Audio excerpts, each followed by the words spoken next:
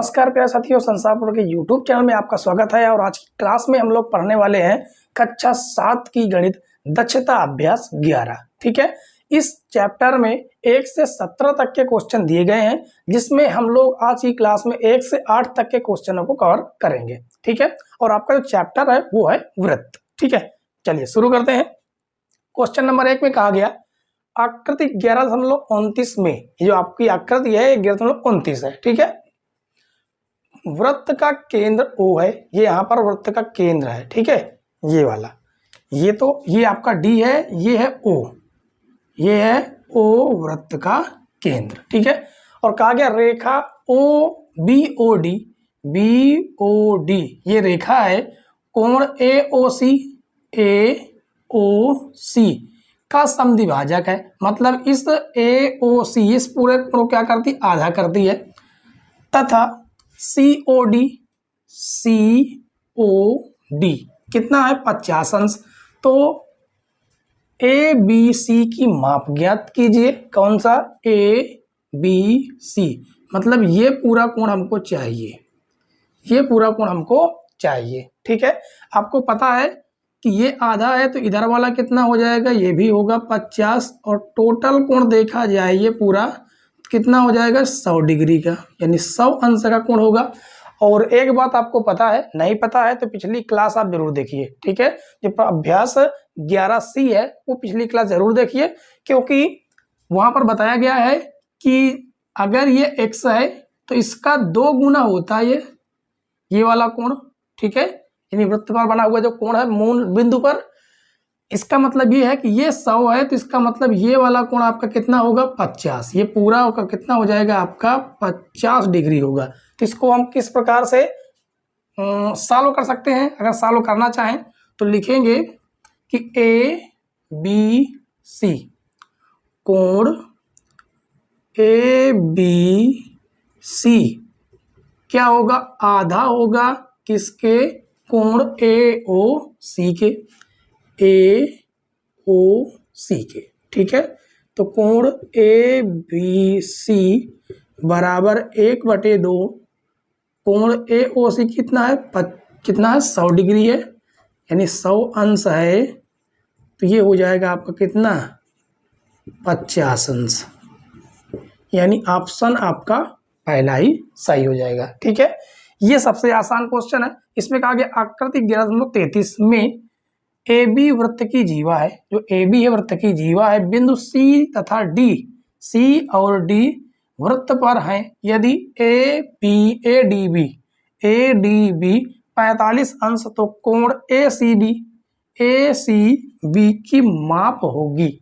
आपको पता है कि एक ही वृत्तखंड में बने हुए कोण समान होते हैं। अब यहाँ पर देखिए, ये आपका लघु वृत्त हो गया और ये आपका टोटल दीर्घ वृत्त हो गया, क्योंकि ये जीवा है। ठीक है, अब यहाँ पर आप जितने कोण बनाना चाहे बना दें, वो सभी कोण आपस में बराबर होंगे, यानी ये कोण भी आपका कितना हो जाएगा, 45 डिग्री। ठीक है, तो ऑप्शन आपका कौन सा ही होगा, तीसरा नंबर। ठीक है, यहाँ पर आप लिख सकते हैं, मतलब कि लिखेंगे एक ही वृत्तखंड में बने सभी कोण समान होते हैं।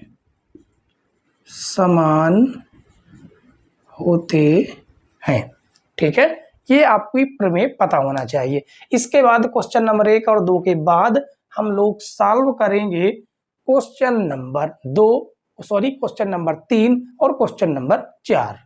क्वेश्चन नंबर 3 और 4 देखिए बच्चों, इसमें कहा गया कि आकृति 11.34 में बिंदु O वृत्त का केंद्र है। ये O जो है वृत्त का क्या है, केंद्र है, और कोण AOB 60 अंश है। ADB की माप, ADB कौन सा, ADB, यानी ये वाला कोण पूछा गया है। ठीक है, उसके लिए सबसे पहले हमें निकालना होगा ये कोण, ये। अब देखिए, वृत्त पर टोटल वृत्त के केंद्र पर कितने से कोण बनता है, कुल केंद्र कितना होता है, केंद्र पर 360 अंश का।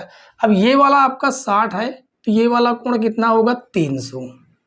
कितना हो जाएगा 300 अंश हो जाएगा। उसके बाद अब आप देखिए कि इस वाले कोण में और इस वाले कोण में संबंध होता है। क्या संबंध होता है? तो देखिए यहाँ पर और इस पर एक ही चाप है, ये पूरा चाप क्या है? एक ही चाप पर दूसरा जो चाप है वो क्या होगा? इसका आधा हो जाएगा, यानी 300 का आधा कितना हो जाएगा? 150 अंश हो जाएगा। ठीक है, एक ही चाप पर एक ही वृत्त में बने कोण का क्या हो जाता है? आधा हो जाता है, यानी कि हो जाएगा आपका दूसरा नंबर राइट। इसी प्रकार यहां पर आप देखिए क्वेश्चन नंबर 4 में कहा गया आकृति 11.35 में बिंदु ओ वृत्त का केंद्र है, इस पर 3 बिंदु ए बी तथा सी है, यदि कोण ए सी बी 40 अंश, ए सी बी यानी ये कोण 40 अंश, तो कोण ए ओ बी मतलब ये वाला कोण की माप होगी। अब यहां पर आप देखिए ये वाला जो चाप है इस चाप पर और यही वाला चाप जो है इसी चाप पर, यानी दोनों चाप एक ही जगह पर है। तो फिर वही बात हुई क्या कि एक ही चाप पर एक ही वृत्त में बने कोण का 2 गुना होता है, यानी कि वो 40 है तो ये हो जाएगा आपका 80 अंश। 80 अंश कहां पर है? चौथा नंबर। ठीक है, बस इतना सा काम करना था। इसके बाद हम लोग क्वेश्चन नंबर 4 के बाद सॉल्व करेंगे क्वेश्चन नंबर 5। क्वेश्चन नंबर 5 देखिए, क्वेश्चन नंबर 5 में कहा गया आकृति 11 ये आकृति आपकी कुछ 11.4 तो है नहीं, 11.34 नहीं है, ये आकृति आपकी कौन सी देख लेते हैं। ठीक है, ये आकृति जो है आपकी कौन सी है? क्वेश्चन नंबर आपका, हाँ ये आकृति आपकी कौन सी? 3.6 है, 3.6। ठीक है, आकृति 11.36 में बिंदु ओ वृत्त का केंद्र है, वृत्त की 2 समान जीवाएं AC और BC खींची गई हैं, मतलब ये तो जीवाएं क्या हैं? दोनों जीवाएं क्या हैं? समान हैं। कोण ABC मतलब ये वाला कोण हमसे पूछा गया है, ABC का मान ज्ञात कीजिए। अब यहाँ पर 3 प्रमेय लग रहे हैं। कितनी? 3 प्रमेय। क्वेश्चन है छोटा भले ही, लेकिन 3 प्रमेय लग रहे हैं। कौन कौन सी? पहली प्रमेय क्या हो जाएगी? पहली प्रमेय यह है कि अर्धवृत्त पर बना कोण समकोण होता है। ठीक है, लिखेंगे अर्धवृत्त पर बना कोण समकोण होता है, समकोण होता है। पहली कंडीशन ये, अर्थात जो कोण ये है ना ACB, तो इसे लिखेंगे ACB कितना हो जाएगा? 19 डिग्री। ठीक है, दूसरी बात क्या है? ये भुजाएं बराबर हैं तो ये दोनों कोण बराबर होंगे, यानी कहने का मतलब है समान भुजाओं के सम्मुख कोण बराबर होते हैं। तो लिखेंगे समान भुजाओं के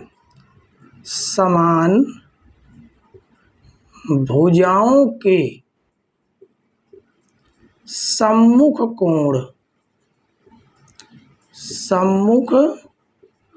कोण समान होते हैं। अर्थात कहने का मतलब ये है कि कोण CAB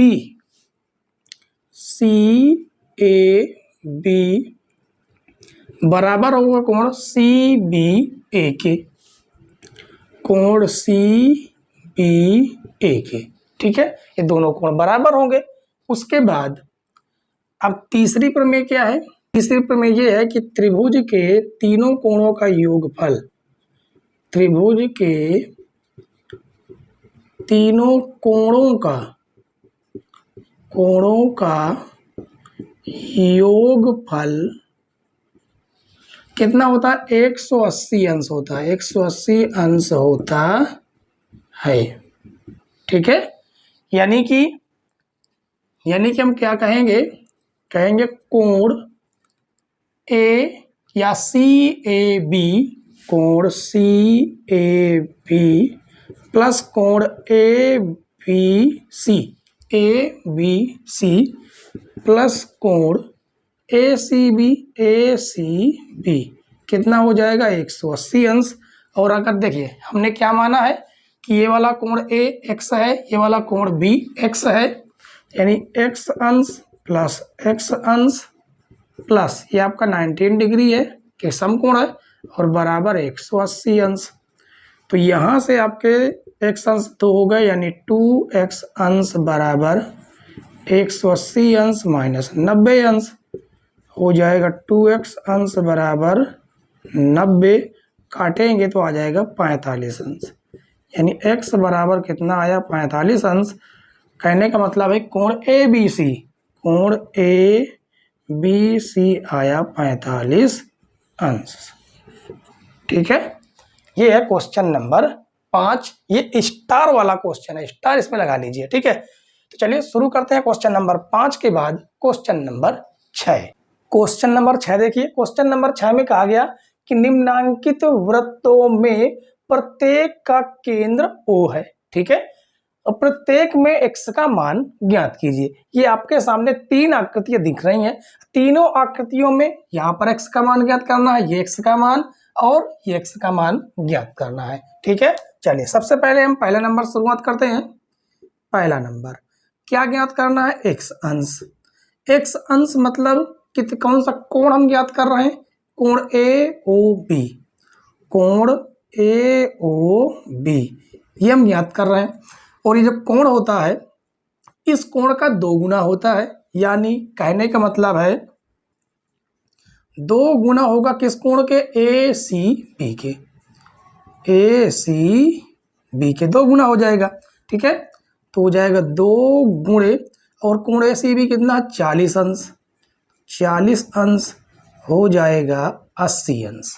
ठीक है, अब उसके बाद दूसरा नंबर, दूसरे चित्र में देखिए, अब ये वाला कोण, ये वाला कोण होता है इसका क्या होता है, आधा होता है, यानी हम ज्ञात क्या करेंगे, हमें ज्ञात तो करना x अंश, लेकिन कौन सा कोण ACB, कोण ACB, और कोण ACB किसके बराबर होगा, इसके आधे के बराबर, यानी कि 1/2 होगा कोण AOB के, AOB।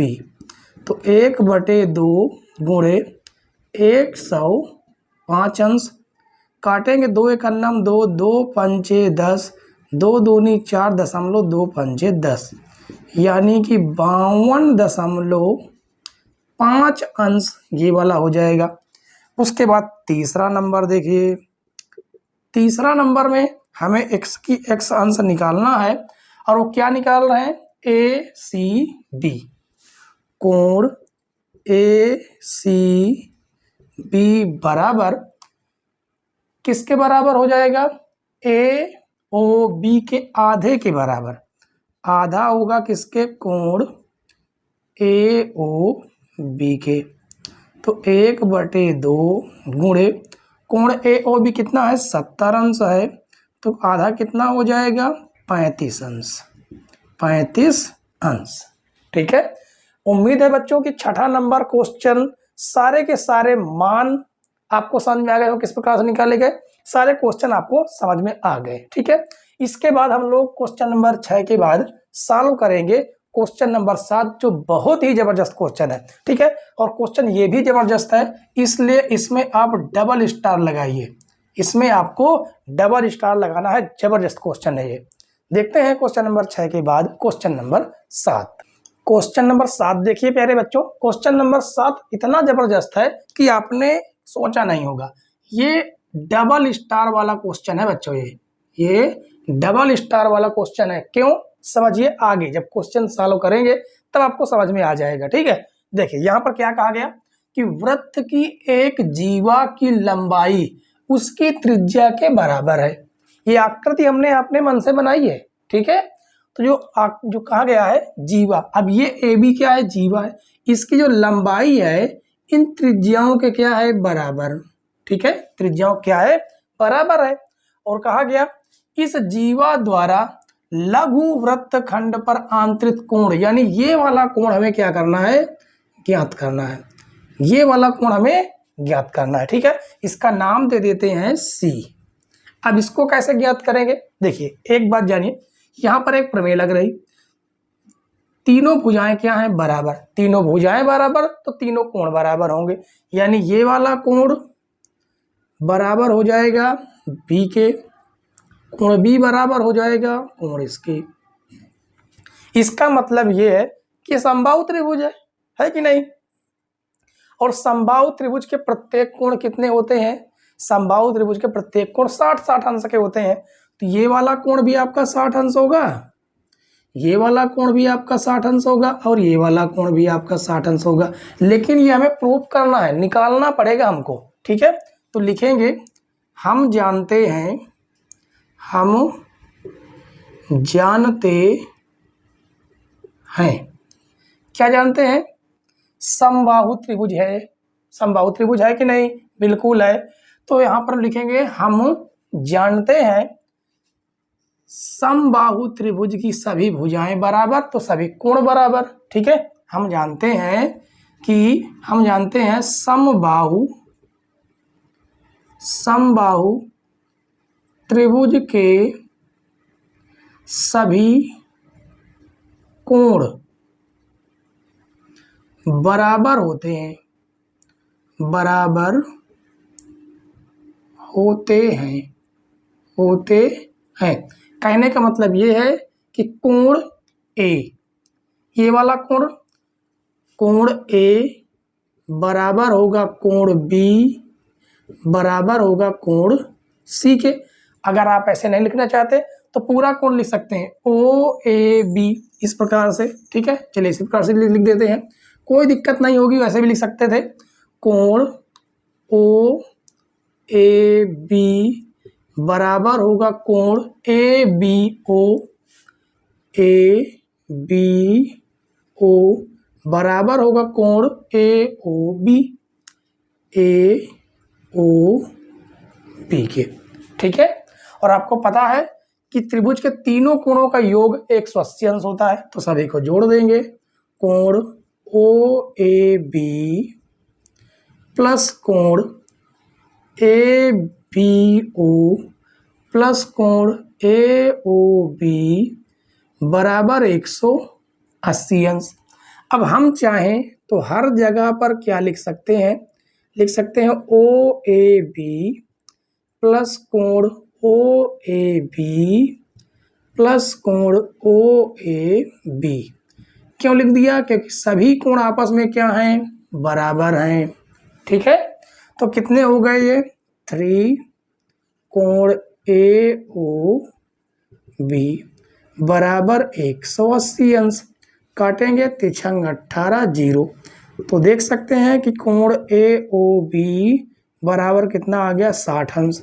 तो सभी कोण क्या हो जाएंगे 60-60 डिग्री के। ठीक है, और इसका प्रतिवर्ती कोण क्या होगा, कोण ए ओ बी का